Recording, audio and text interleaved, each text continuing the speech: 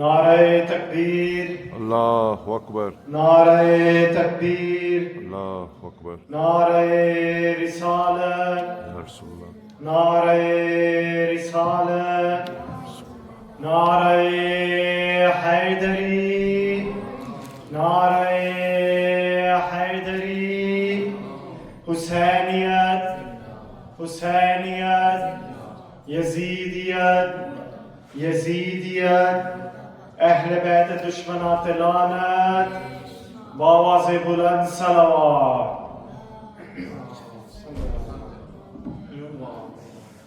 I would now like to invite our honorable guest, Syed Murtaza Naqvi, to come and recite upon the 7th night of Muharram. Nare Takbir. Nare Takbir. Nare Risalat. Nare Risalat. Nare Haydari. Nare Haydari. Husainiyat. Husainiyat. Yazidiyat. Yazidiyat. Ahl Bayt Dushmanat Lanet. Lantar Salawat. Allahumma salli ala Muhammad wa ali Muhammad. سورة المباركة من الفاتحة. بسم الله الرحمن الرحيم. رب العالمين.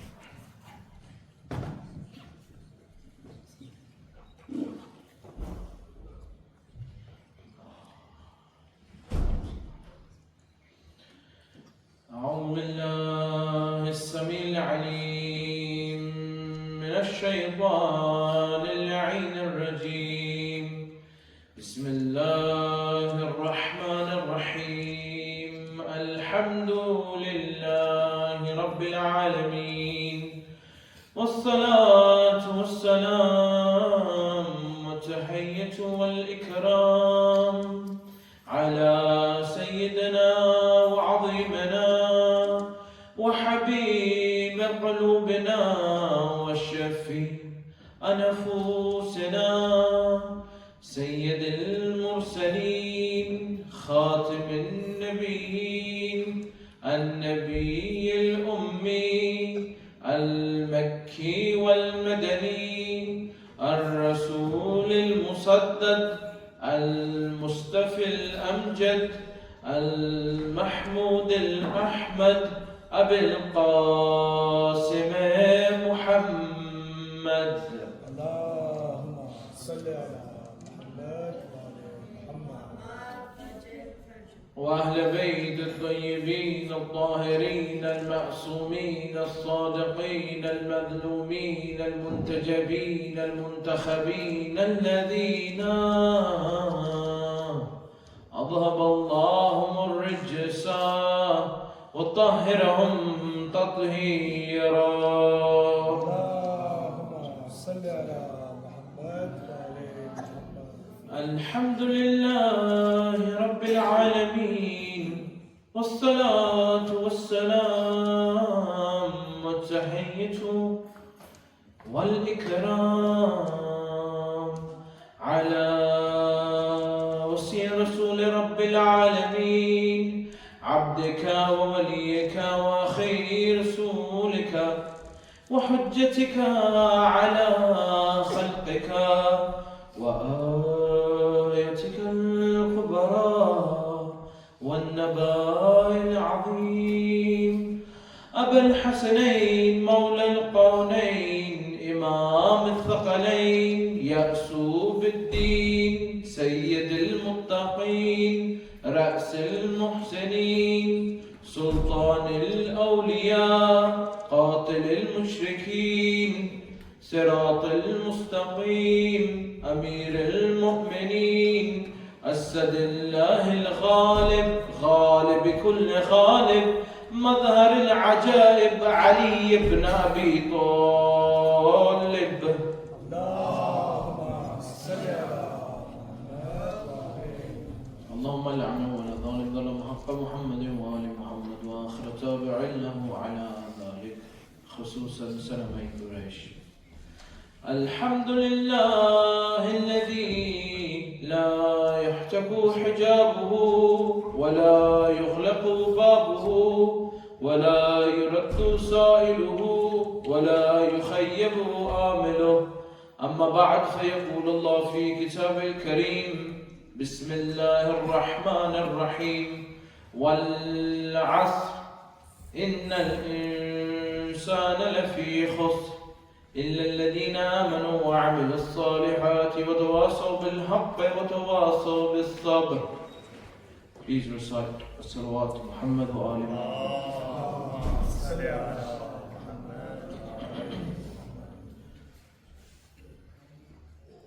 Just a few moments ago, I had the honor and pleasure to recite in front of you Surah Asr.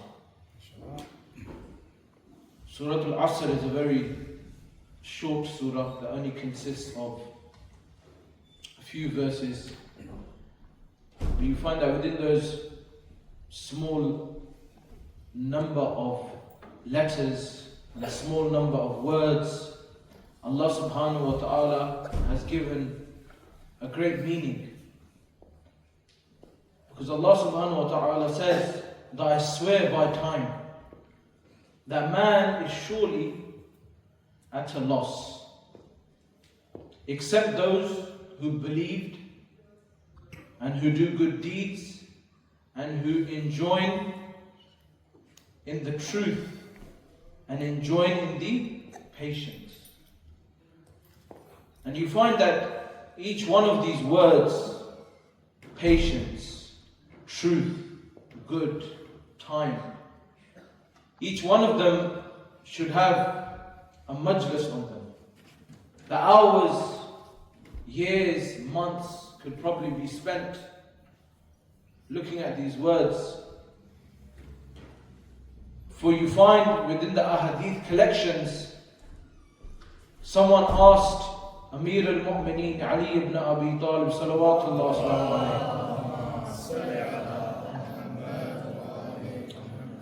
to do a tafsir on Surah Al-Hamd. And the whole day had gone by, and the man came in the evening and said, Amir al-Mu'mineen, have you completed the tafsir on Surah Al-Hamd?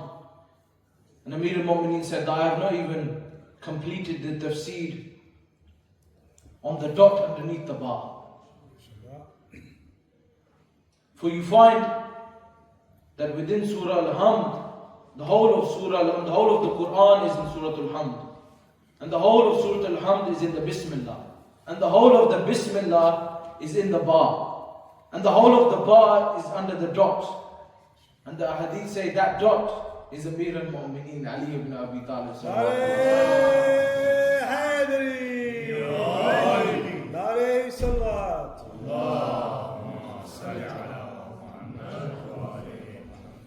And therefore you find that, let's look at the first verse of this surah, which would be Bismillahir Rahmanir Rahim. So the second verse would be Wal Asr. So let's look at the second verse. So the second verse in the surah says Wal Asr, that Allah subhanahu wa ta'ala swears by time. Now, just looking at the Quran on a linguistic level, when you look at the word time, we're not talking about the tafsir, but we're just talking about the word itself, time. So, when you look at time, Allah is saying to you that have you wasted your time? That all of these years that have gone by, have you wasted your time? Remember, I'm saying that this is not the tafsir, I'm just focusing on the word of time. That if Allah is swearing by time, wal asr, Allah is swearing by time, then time within this religion, and indeed your lives, has a very important meaning. Because over time, that which was destroyed can be rebuilt. Over time, that which was bad or evil can be turned into good. And indeed, the opposite is also true. That which was good once can be turned into something evil. And all of these things happen with time. And as time progresses, you would expect humanity to become better. But you find that as time has progressed, humanity has actually deteriorated. So what do you mean? Now we've got touchscreen phones. Indeed, it seems that materialistically the human being has gone a lot further, but it seems also at the same time that spirituality and just the spirit is not something that's being looked into. That you find that our akhlaq has gone down the drain. That you'll find in the older generations, the children would respect the elders, and now the children are telling the elders what to do. And in some cases, even the children are swearing at the elders, and they're abusing the elders. So you find that as society has progressed, you see the implications of the materialism on the children. And where are they learning all of these things from? They're learning these things from social media, YouTube. That, for example, when I was a child, we always used to watch the cartoon. Those who are older will know Tom and Jerry. Why do I mention that? It's because look at the violence in that cartoon. That we don't think about it, oh, this is just fun and games. But look at the violence and the implication that it would have on a child's mind. So we're elder now, we look back and we think, oh, it's funny. But the amount of violence happening in those things, or the subliminal messaging that's happening within social media and YouTube and the things that our children are watching, that I've even seen with my own eyes, parents are not even parents anymore. That you find parenting is at all-time low, and who's the parent? YouTube. YouTube's the parent. Or what's the parents doing? They're busy watching drama series. That you find that the parents are not parenting, the children therefore are getting their tarbiyah from external sources, and then we wonder why our society has become the way it's become. And this is all a matter of time. And time, brothers and sisters, is in your hands. That if you're going to have a child, then you are responsible for that child. So if that child is making a mockery of the Imam Bargah, for example,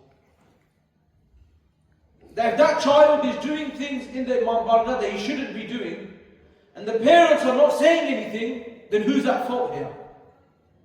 That tomorrow when people begin to abuse your children and say that your children are like this, your children are like that, or even those people who do not have the etiquette of what it means to be in a majlis of Abu Abdullah. What is the etiquette of doing azadari of Abu Abdullah? That we don't have those etiquettes in our society. Then where are we going to be as time progresses? People always come to me, I've been lecturing for 13 years, people always come to me, Murtaza, our children, they're getting worse. Murtaza, our children are getting worse. So if the children are getting worse, the elders don't want to come to their Imam Bargah. The young adults that were little before, they don't want to come to their Imam Bargah. Well then if they don't want to come, then you're doing something wrong. Whoever's in charge of the Imam Bargah, it's their responsibility to find out why you're not coming. Why are the children like this? That sometimes you cannot put the burden on other people. Because, I'll give you an example, you go to madrasa, right? Let's say you go to madrasa 3 days a week, 5 days a week. Right? You go to madrasa 5 days a week, you spend 1.5 hours with Maulana Sahib, for example. And then everyone's like, you know what? Our children are becoming worse and worse. And then what would people say? But we're sending the children to Maulana Sahib. Maulana Sahib with the kid for how many? 5 hours in the day, 6 hours? What is he doing for the rest of the day? And you ask him, what is he doing? He's on YouTube. Or what is he doing? He's watching football. What is he doing? He's watching a movie. What is he doing? He's looking at Disney Channel and learning all the new, identify this and identify that. And then you find out, why are our children like this? And then we also look at ourselves. That when we look at time, how do you spend your time? Do you spend your time listening to music? Do you spend your time watching movies all day? Do you spend your time doing these certain things? And no one's saying watching a movie is haram. I'm not coming to say that. Music, obviously, is. Music, there's no doubt about it. But, there's certain things that are permissible according to the religion. But you have to ask yourself that yes, it's permissible, but what effect will that have on my soul? What effect will that have on my child's soul? Especially when the child is less than 7, less than 14. Everything he sees, everything he hears, he's going to accept it. And it's going to mold his personality. How much have you protected your children from society? Why do I say that? Because we have a hadith from Rasulullah sallallahu alayhi wa sallam.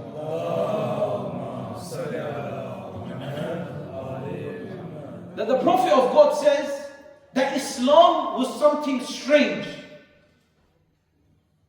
And then it became the norm.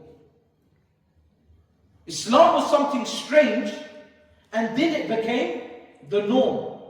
Islam will go back to being something that which is strange. So give glad tidings to the strangers. Why did the Prophet say this? It's because the Prophet recognized, and this is a part of ilm al-ghayb in itself, that yes, I brought Islam on these people, and yes, they're all practicing it now, but as time continues, people will move away from the religion. And there will only be left some strangers. Strangers are always in the minority. There will always be some strangers left who will believe in Allah's religion truly. So ask yourself, how are you utilizing time? How much time have you given to Islam? How much time have you given to your deen? How much time have you given to Allah subhanahu wa ta'ala? You know, people ask me another question. They say, Murtaza, tell me, how can I know what my position is to Allah subhanahu wa ta'ala? What's my position in front of God? You ask some strange questions. But this is people asking these silly questions. What's my position to Allah? So I always say the same thing. I said, what's your position to Allah? So let me ask you this question, that what position do you have for Allah in your life? Whatever position you give Allah, maybe that's the same position Allah gives to you. How many times do you remember Allah subhanahu wa ta'ala in a day? I promise you, I've seen people, they will never pray, never fast, nothing. As soon as it's GCSE exams, A-level exams, work problem, work presentation, he prays like there's no tomorrow. Oh, the what about last 50 years? You weren't here. Last 50 years was on break time. Right? Last 5 years when you became Bali, so you were on break. But when you find that there's a need for the human being, then he becomes lalchi. He becomes greedy. Then you find, and it's like that in society as well. When someone needs something from you, he'll call you up every day. You know that. Everybody has that friend. But alhamdulillah, when he needs something, he still calls you. I guess you can look at it that way as well. But otherwise, they'll never call you, how are you, brother? You okay? You still alive? Have you had any children? Have you married? Whatever. It's normal conversation. They'll never have that conversation with you. Anytime if they need something, they'll give you a call. Otherwise, forget about it. They won't even talk to you. Why? Because it's not worth their time. So what is the value of time? Now, if we're talking about Surah Asr, then we have to look at what the value of time is in itself. So there's a beautiful example that I read that I want to share with you guys. Hopefully, inshallah, it touches your heart. But they said that, so with time, what is time? What's the value of time? So the value of time is this, that if you fail 1 year in university, you have to repeat the whole year. So they said that if you want to know the value of 1 year, ask the person who's failed at university 1 year and he has to repeat it for a whole year. They said if you want to know the value of 1 month, then ask that pregnant lady. Instead of 9 months, she gave birth at 8 months. She'll tell you the value of 1 month. If you want to know the value of 1 week, then ask that person who looks at the news regularly, that how much of a difference 1 week can make in politics. If you want to know the value of 1 day, then ask the person who didn't get paid on time and he couldn't feed his family for 1 day. For 1 day. If you want to know the value of 1 hour, then ask those two people who love each other so much and they're apart for 1 hour, they will tell you the value of 1 hour. You want to know the value of 1 minute? Just 1 minute. They say, ask the person who missed his train journey by 1 minute. He'll tell you the value of what one minute is. You want to know the value of 1 second? Then ask any of the brothers or sisters here tonight, that when they were driving on that road tonight and they missed their car accident by 1 second, they tell you the value of 1 second. Life and death. You want to know the value of 1 millisecond? Millisecond. Go to the Olympics. A millisecond is the difference between gold and silver. That is the value of time. So ask yourself, how have you utilized your millisecond? How have you utilized your second, your hours, your weeks, your months, your years? Because if you look back at your life and you realize that you've wasted it, then not to fear, you have today. As they say, the past is gone. Today is the present. And the future, well, that's a gift, isn't it? We don't know if we're going to get that. So you find that right now, what we should do is focus on ourselves and the time. Because if we do not focus now, and we wait till tomorrow, we wait for the next week, that is not promised to us. There is no guarantee that tomorrow will come, next week will come. So therefore, if we're sitting here, and we've got enmity or hatred towards other people in our hearts, this is the time to forgive those people. Life, brothers and sisters, is too short to hold grudges and be evil with one another. We're only here, just like the day has clouds, that's our life here. It's just a few moments, and then we leave, and we go to the permanent abode. So how have we utilized our time? Because this world is temporary. The future and the next world is permanent. How have we utilized this time? That if we do not utilize this time, then we will surely be at a loss. The Allah subhanahu wa ta'ala says, وَالْأَصْرِ إِنَّ الْإِنسَانَ لَفِي خُسْرٍ. Sallu ala Muhammad wa ala Muhammad.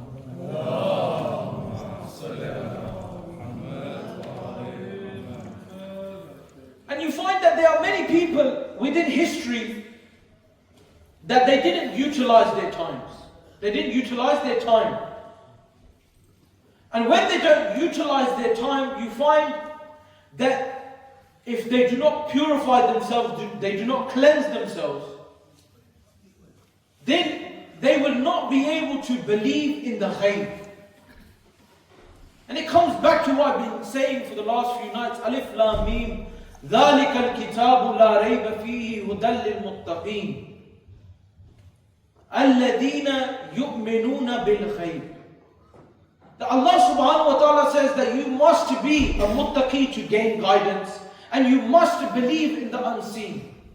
Why do I say this? وَتَوَاصَوْا بِالْحَقِّ. Those who enjoin in the truth, those who recognize the truth, those who understand the truth, those who look to the truth. Because there was many people in history that the signs of Allah subhanahu wa ta'ala were in front of them, and yet they didn't understand. Because they utilized their time in gossip, in time wasting, in play, in doing things that really don't matter. And they never looked, and they said, and when it came time to say, brother, why don't you read a book of Islam? Why don't you learn something about your religion? I'm too busy. But what are you doing? I've got, my new show on Netflix series. So you have time to watch all of the series on the planet, but you have no time for your own self and your spirituality. And I'm not saying to you, go be monks I know you're in the church. Be monks somewhere. live on top of a mountain. But the bare minimum is that you could read the words of Ali Muhammad. You could look at the Quran and try to understand as much as you can. Where Allah subhanahu wa ta'ala says, think. Look at the animals. Look at the plants. Look at the things around you. They are the signs of Allah subhanahu wa ta'ala. How many of us have spent any time doing these things? You find that if someone has to come to majlis, right? I'll give you a perfect example. We have to come to majlis. We have to sit on the ground. Right? We have to stay here for 2 hours. Let's say I read for an hour. Then you have, the speeches in between. Then the Urdu Malana reads for an hour. Then Matam happens. Azadari happens, let's say half an hour, 40 minutes. Let's say an hour. Let's say 3 hours. Then you have Jamaat Namaz after that. Depending on the Maulvi, it could take 5 minutes, could take 50 minutes. We don't know. Right? That's, you don't know. That's like a mixed bag. What we're going to get at the end of that. But let's just say all in all, you're going to be here for 4 or 5 hours. But yet people will lay there and watch series after series, series after series, series after series. Week is gone, month is gone. He's still there, laying there, same place. Then the father says, where's my son gone? I've not seen my son in 2 weeks. So he goes upstairs, he looks at the bed, he can't even see you anymore. You've become a part of the bed. Camouflaged. But when it comes to Abu Abdullah, no, everything has to be, quick. Let's in and out, let's go. Brothers and sisters, how much time you give to the religion, how much time you give to Allah subhanahu wa ta'ala, that is the reality. The time that you give, and what position you hold for them, they will hold you for a similar position. That if you don't think there's anything worth in coming here and listening and crying or reading about the Quran, reading about the Hadith of Ali Muhammad, listening to people who might be able to teach you something, if you're not interested in doing that, and you're rather interested in wasting your time, then wal asr innal insana lafi khusr. That man is surely at a loss of time. And indeed, wal asr means what? It is about Imam Mahdi ajjalallahu farajahu sharif.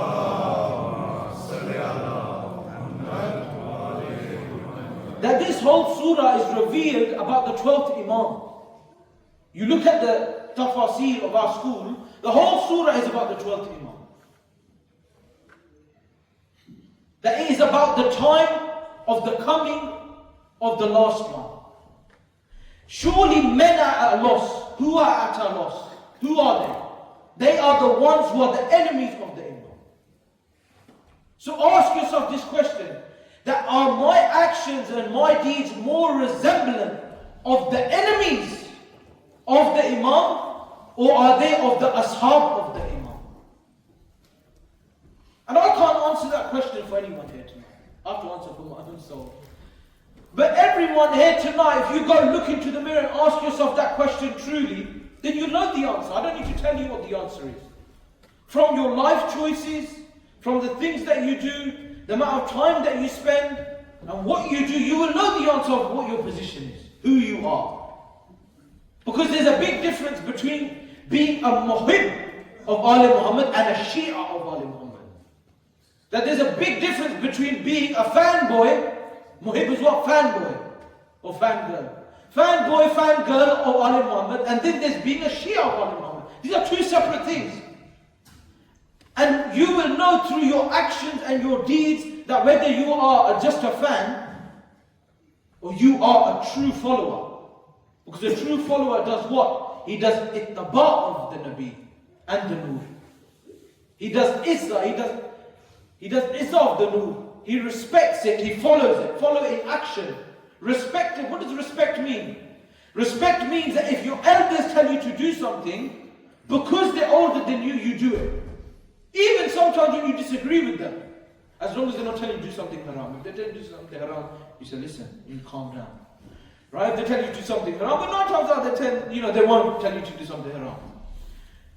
And you find that this is what respect is. So when you talk about respect of Ali Muhammad, it's when you see that they told you to do something, and it's not an advice, they're telling you to do it, then you have to do it. There's no ifs and buts about it. It's something you have to do. That when you say, I am Muslim, you are doing what? You are submitting. That whatever is in this religion, whether it's namaz, roza, hajj, zakat, khums, whatever it may be, right? It's salah, it's sawm, just in case people don't speak with them, right? All of these things, you have to follow them, you have to respect them, and you have to do them the way they want you to do, not the way you want to do it. Well, I see people, even when they're reading, their prayers, they're doing salah. Or when they're doing wudu, for example, that they're doing it wrong.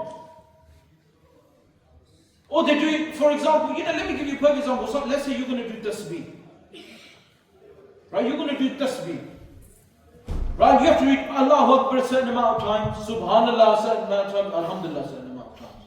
So what if I decide, you know what, today I want to do 50, 60 and 75? Well, then that's not tasbih of Lady Fatima anymore. That's tasbih of whoever's doing it. That ibadat is not the same ibadat anymore. Because that is not what Ittabai Rasul is. Ittabai Bibi is.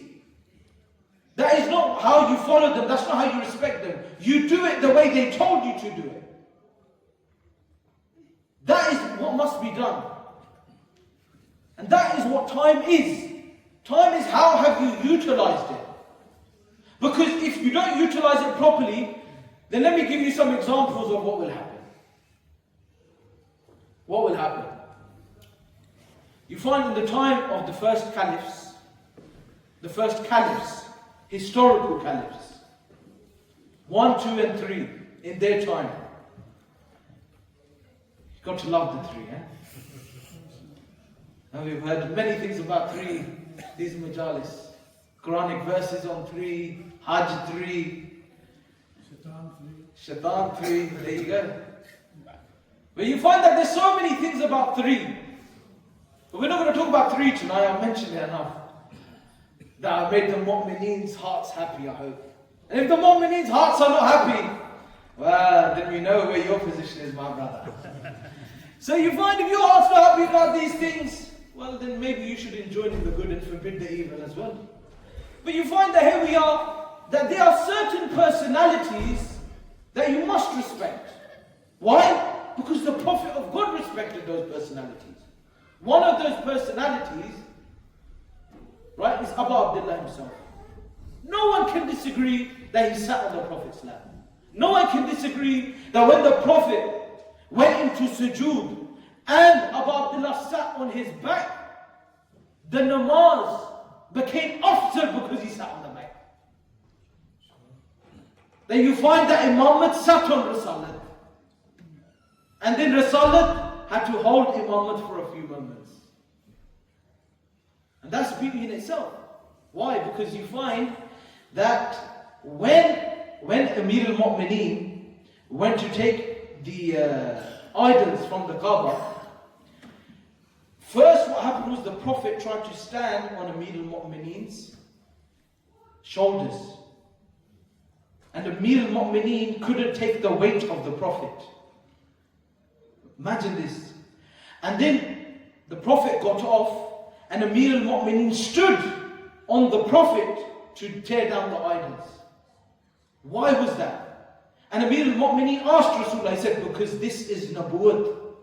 And this Nabuwat that I have, Amir al-Mu'mineen, is not meant for you. Your position is Imamat. This is our Rasul. This is the Prophet of God. The Amir al-Mu'mineen said, I am the Nokar of Rasul. Allahu Akbar. Imagine Amir al-Mu'mineen, the one who picked up the gate of Khaybar. Amir al-Mu'mineen, the one who had all of the miracles.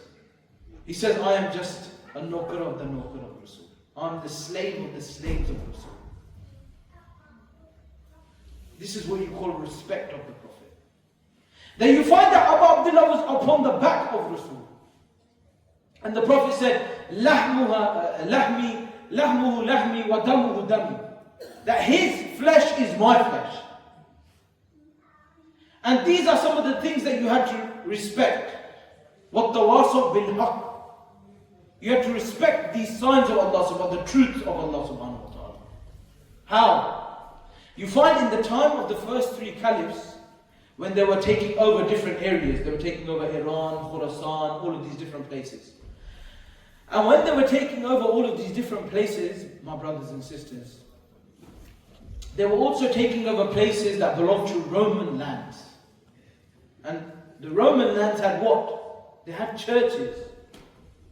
And within the book of the Amali of Saduq, you find that he narrates a hadith and he says that at that time people narrated that when we used to go take over some of the churches, when we used to go take over some of the churches in the time of the first three Khalifa, on the second and the third Khalifa, when we used to go take over these churches, what would happen? We would see certain miracles. So what did they see? They said that when we used to go to the churches, they used to be writing on the walls of the churches. What did it used to say? It used to say, is the community who killed Hussein hoping for intercession from his grandfather? And you find that even when they were looking at these signs, they didn't understand. They didn't understand these signs. They didn't understand these signs. Why? Because how did they utilize their time? What were they doing with their time? How did they utilize their time? Because if your time is not being utilized positively, trying to cleanse your soul, and all we're doing is filling our souls with rubbish and time wasting, then that is when we go to our grave, that's going to be our biggest regret. That we wasted our life, we wasted our time. And you find that it's not just those people who are not related to the Imam. It's even those people who might be related to the Imams. I'll give you a story of, and present as proof for you, the story of Imam Hassan Askari salawatullah wasallam.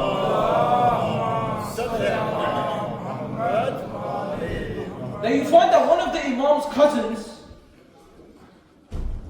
that you see, there's a lot of Sayyids now. Sayyids here, Sayyids there, Sayyids everywhere. Right? At the end of the day, what we know is that some Sayyids have shajara, some Sayyids do not. Right? But Allahu Alam, whether they are or whether they're not, but what we do know is that they are still our mu'mineen brothers. Whichever way it is.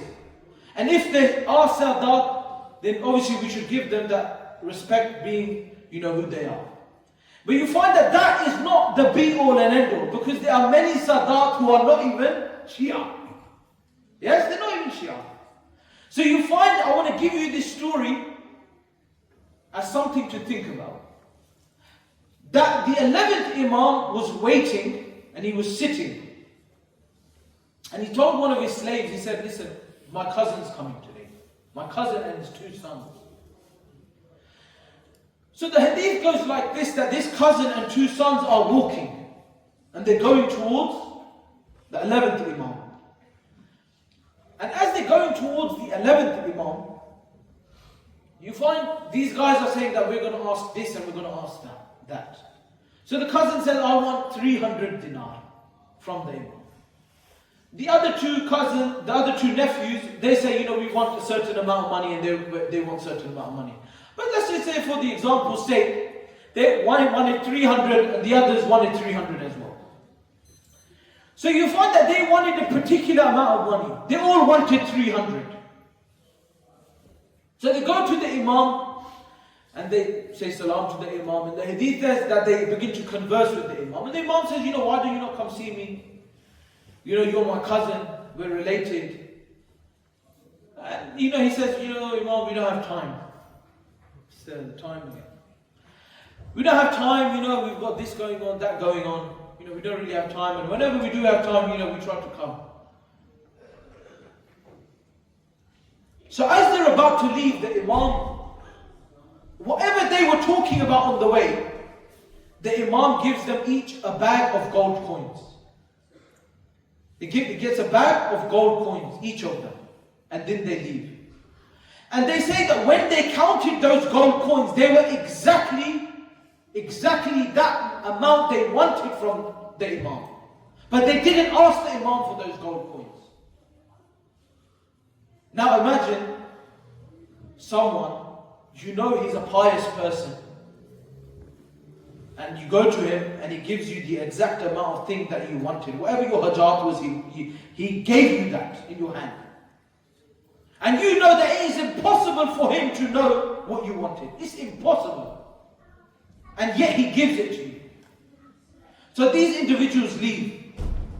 And after a few months, you find one of the slaves of the Imam, he goes sees these individuals. He goes sees these individuals. And when he sees these individuals, he says, did the Imam not fulfill your hajat? He said, yes. He said, did they give you exactly what you wanted? They said, yes. He said, have you brought faith? They said, no. So what do you mean? What do you mean you haven't brought faith? Because we are part of the Waqafi sect. We are part of the Waqafi sect. That we're not going to bring faith. Why? These people were the cousins of the Imam. These people were the nephews of the Imam. And yet, you find, even though that the miracle slapped them in the face, they still didn't believe. Question is why? Because it doesn't matter what miracle happens in front of you. If your hearts are not clean, it doesn't matter. It's irrelevant. Because guidance is for who? Alif Lam Mim. ذَلِكَ الْكِتَابُ لَا رَيْبَ فِيهِ هُدًى لِلْمُتَّقِينَ. Guidance is for the muttaqeen. Guidance is for the God conscious. It doesn't say guidance is for the people who waste their time. It doesn't say guidance is for the lazy ones. Guidance is for the ones that, can't be bothered. Guidance is not for the ones, if there's a little bit of hardship, they have to sit in a majalis for, 40 minutes. Guidance is not for you.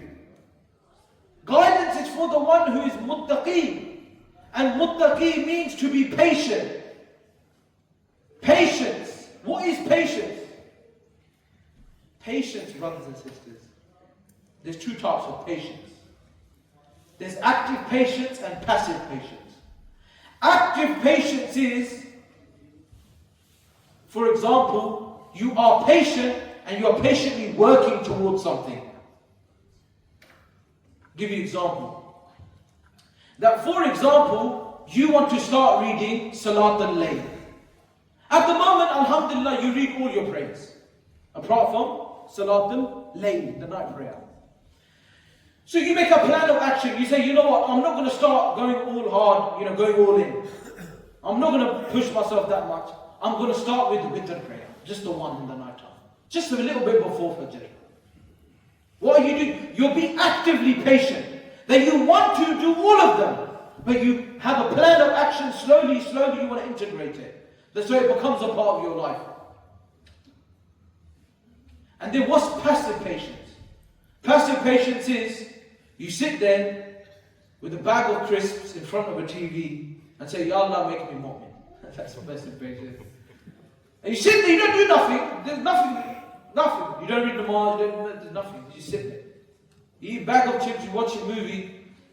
You watch you watch a Imam Ali movie. Get all excited. Imam Ali movie. All excited about Imam Ali movie. Ya Allah, make me mu'min. Got a bag of chips in his hand. Chilling out, relaxing. Namaz time's gone, this time. And I'm on the 40th episode now. He calls me now. 40th episode. I said, did you learn something from the movie? Mama was very brave. MashaAllah. Yeah, but what did you learn? Well, what I learned is I put on another 10 pounds of weight because it was so good.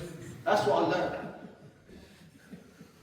And you find that this is what it is. How are you utilizing your time? It's funny, but how are you utilizing your time? Because are we going to end up like the cousins of the Imam who are Waqfi? Now they saw the miracle, slapped them in their face and they're not bothered. Or are we going to end up like the armies of the second and third Khalifa when it's said in front of them that there's no intercession for those who kill Imam Hussein? In the churches it says, in the suduq, in the Amali of Sheikh Saduq. It says the hadith right there. That is said in front of their eyes. And still they were like, what is our position? What is our halal? Sallu ala Muhammad wa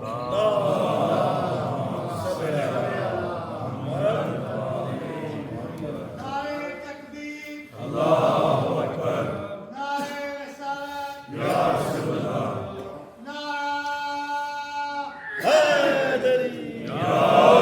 And that's why you find that when you look at the battlefield of Karbala, there were people there who were huffaz.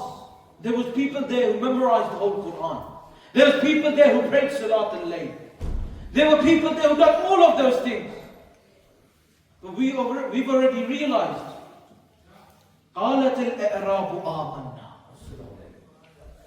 Alaykum salam. So you find that, we've already realized that when people came to the Prophet of God and said, we are mu'min, قُلْ لَمْ تُؤْمِنُوا وَلَكِنْ قُولُوا أَسْلَمْنَا, that you are not mu'min. Because there's a difference between reading all your prayers, doing everything, Salat al-Layl, everything. But if you do not have the valaya of Muhammad wa Ali Muhammad, you have nothing. Because that's what Karbala teaches us. Thousands on one side and just a few on the other side. Thousands! All of them saying we are Muslimin, we are Muslimin. And who are they coming to kill? Wallah, they did not come to kill Abu Abdullah, they came to kill Rasulullah himself. Why? Because the Prophet of God said, لَحْمُهُ وَلَحْمُ وَدَمُهُ وَدَمِي. They killed the Prophet of God. Because Abu Abdullah's flesh is the same flesh of Rasulullah. And it is all down to time. Everyone here, tonight, tomorrow, day after, you have a choice to make. You have a choice. The question is, what choice will you make? Will you choose dunya or will you choose deen? Will you choose the characteristics of the enemies of Ali Muhammad or will you choose the characteristics of Ali Muhammad? And inshallah, I pray yourself, myself, all of the people who mourn for Abu Abdullah, all of us choose the characteristics of Ali Muhammad. We do dua in front of Allah subhanahu wa ta'ala. And tonight, we are here to remember an individual by the name of Qasim. Qasim, that individual, when Prophet Ibrahim and Prophet Ismail had a discussion, and he asked him, how do you find death? And Ismail said that you'll find me of the patient ones. And then you have the son of the second Imam, Qasim. How do you find death? He says, oh my uncle, I find it sweeter than honey. And this is the miracle of Karbala, wallah. That each of the mothers and each of the individuals that were there, they were craving to sacrifice themselves for Abu Abdullah, to sacrifice themselves for Rasulullah. Each one of them. And this Qasim was such a magnificent personality that you find that when the second Imam was upon his deathbed and he had eaten the poison, he had drank the poison, and you find that blood was coming from his mouth and he was coughing his liver. This Qasim wanted to be on the chest of his father. And Farwa would say that, listen, Qasim, leave the chest of your father. Your father is ill, your father is coughing blood. Leave the chest of your father. And the Imam said, Farwa, leave my Qasim. It's as if Imam already knew through the powers of Ilm al-Ghayb what will happen to Qasim's body. So the Imam left him my chest for a while. And you find the 10th of Muharram came, And this Qasim kept going to Abu Abdullah. He kept going, he said, "Uncle, please allow me to go to the battlefield." And Abu Abdullah would say, "No, Qasim, you remind me of my brother. How can I let you go? You are the sign of my brother. I can't let you go."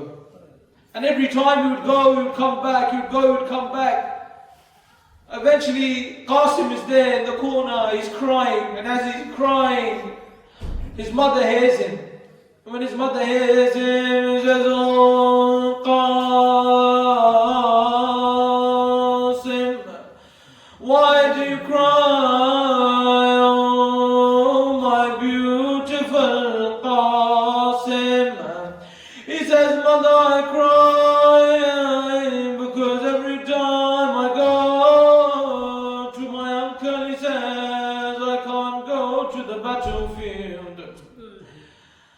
She says, "Qasim, your father left with me something.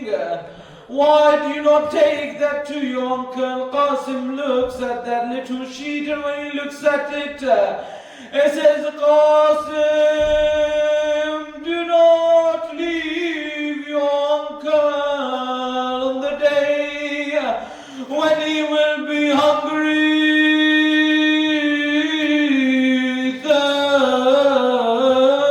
thirsty, alone. Do not leave my brother." Qasim stopped crying. He took this to Abu Abdullah. Abu Abdullah began to kiss the letter. Then he looked at Qasim. He kissed Qasim.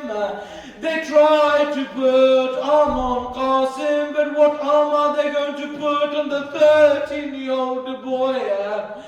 They put no arm on him, and they put Qasim on the horse.